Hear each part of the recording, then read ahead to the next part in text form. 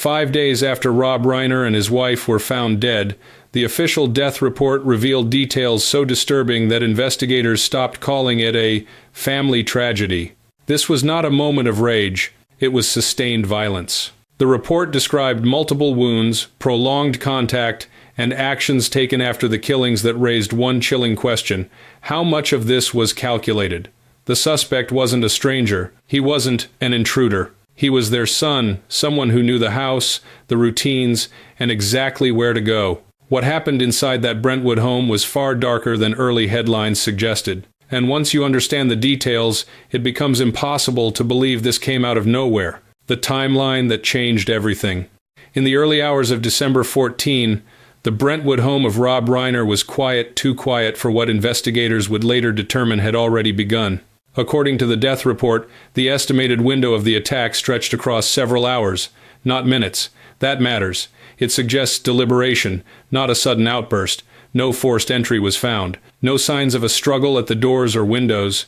Whoever entered the bedroom did so with familiarity, knowing the layout, the routines, and the timing.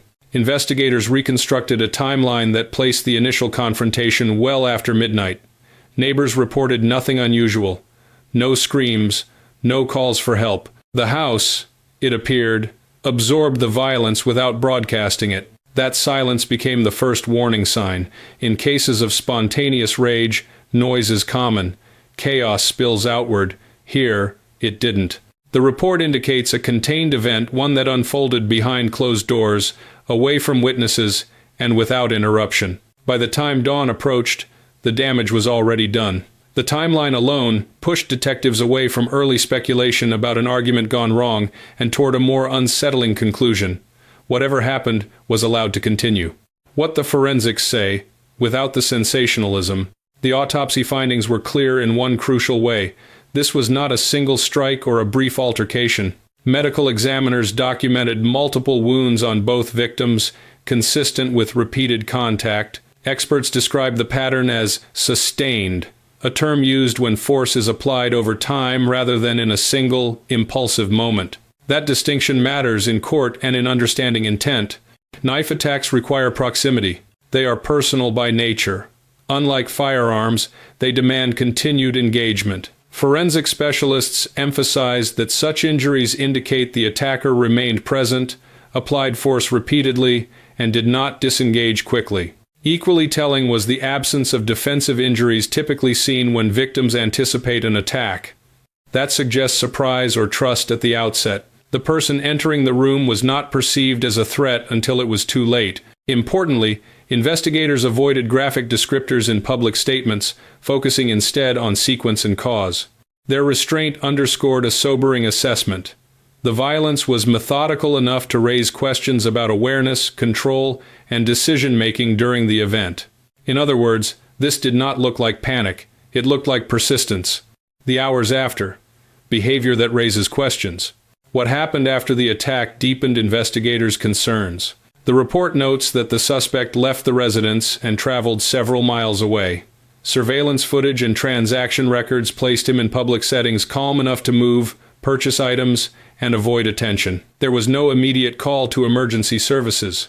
No attempt to seek help for the victims. From a law enforcement perspective, post-incident behavior often clarifies intent. People who act in shock behave erratically. They linger, they confess, they seek intervention. Here, the behavior appeared organized. Investigators also highlighted indications of cleanup, suggesting time taken to separate from the scene before re-entering public space. Again, the emphasis was not on sensational details but on implications. Awareness after the fact. When the bodies were eventually discovered by a third party later that morning, first responders noted signs that several hours had passed since death. Rigor had begun. The window was closing not for rescue, but for understanding. By then, the case had shifted decisively. What began as a presumed domestic tragedy was now being treated as a calculated double homicide. The combination of timeline, forensic findings, and post-incident actions left little room for theories centered on momentary loss of control. And with that realization came the most troubling question of all. If this unfolded over hours, not seconds, what warning signs were missed long before that night? That question would haunt the investigation as it moved from the crime scene into the courtroom. The moment the illusion collapsed, as investigators widened their scope, the narrative many wanted to believe began to fall apart. This was not the first crisis in the Reiner household. Friends later confirmed that tension had been building for years quietly, persistently. The family had learned how to manage instability without confronting it publicly. What appeared calm from the outside was, in reality, a careful balancing act. In the weeks leading up to the killings, multiple people noticed warning signs. Mood swings, withdrawal, episodes that felt heavier than usual. Nothing that pointed to a specific night, but enough to suggest a pattern escalating, not stabilizing. That's what makes the timeline so devastating. The violence didn't erupt from nowhere. It arrived at the end of a long road paved with hope, denial, and exhaustion. Investigators began to view the crime not as a break in the family's story, but as its tragic climax. The illusion that love alone could manage everything finally collapsed too late to stop what followed. The son who was never a stranger. One of the most unsettling elements of the case is familiarity. The attacker didn't need to search. He didn't hesitate. He moved through the house as someone who had lived there, slept there, argued there. He knew the rhythms of the home when lights went out, when doors stayed unlocked, when no one else would intervene. For investigators, this mattered deeply. Crimes committed by strangers tend to be chaotic. This one wasn't. It followed the logic of proximity and access. The house offered no resistance because it never needed to. Trust had already opened every door. Family members later described years spent trying to protect, support, and rescue. Treatment programs, second chances, conversations that ended in promises. Each step was taken with love, but also with the growing cost of normalizing instability. By the time the final boundary was crossed, there were no physical barriers left, only emotional ones, and those had already been worn thin. The legal strategy and the moral divide. As the case moved into the legal phase, a new controversy emerged, one that split public opinion almost immediately. The defense strategy began to take shape around mental health and diminished capacity. High-powered legal representation was secured, and soon, reports surfaced that the funding for that defense might come from the estate of the victims themselves. To some, this felt unbearable. How could the resources of the dead be used to defend the person accused of killing them?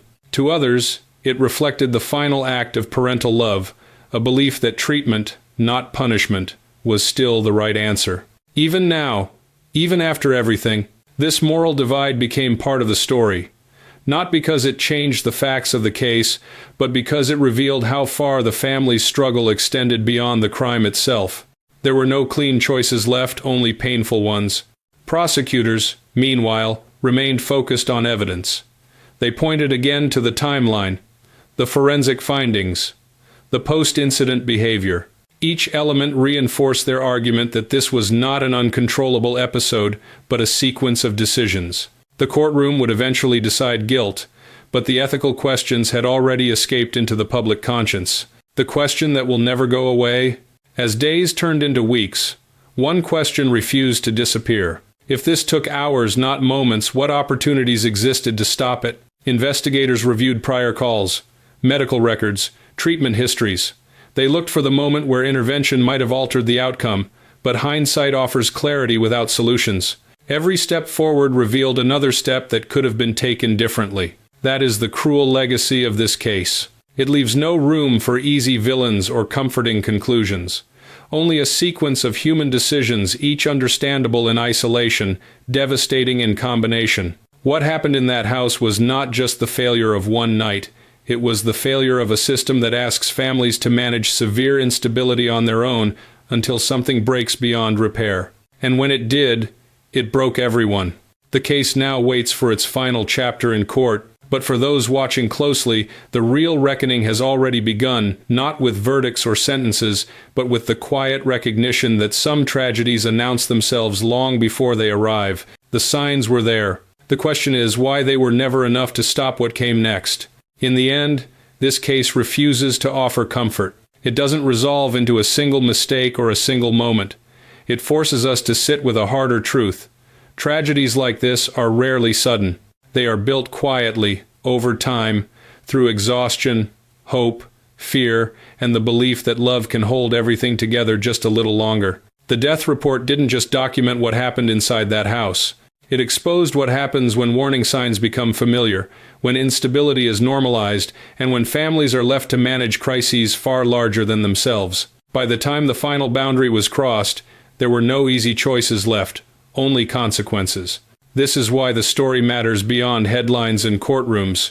If this investigation made you uncomfortable, that discomfort has a purpose. It asks us to rethink how we respond to long-term crises, how we define responsibility, and when compassion must be paired with firm limits. Share your thoughts in the comments below. Do you believe this tragedy could have been prevented? Where should the line be drawn between love and protection? If you value deep, responsible storytelling that looks past shock and into meaning, please like this video and subscribe to the channel. Because understanding the warning signs today may be the only way to prevent another ending like this tomorrow.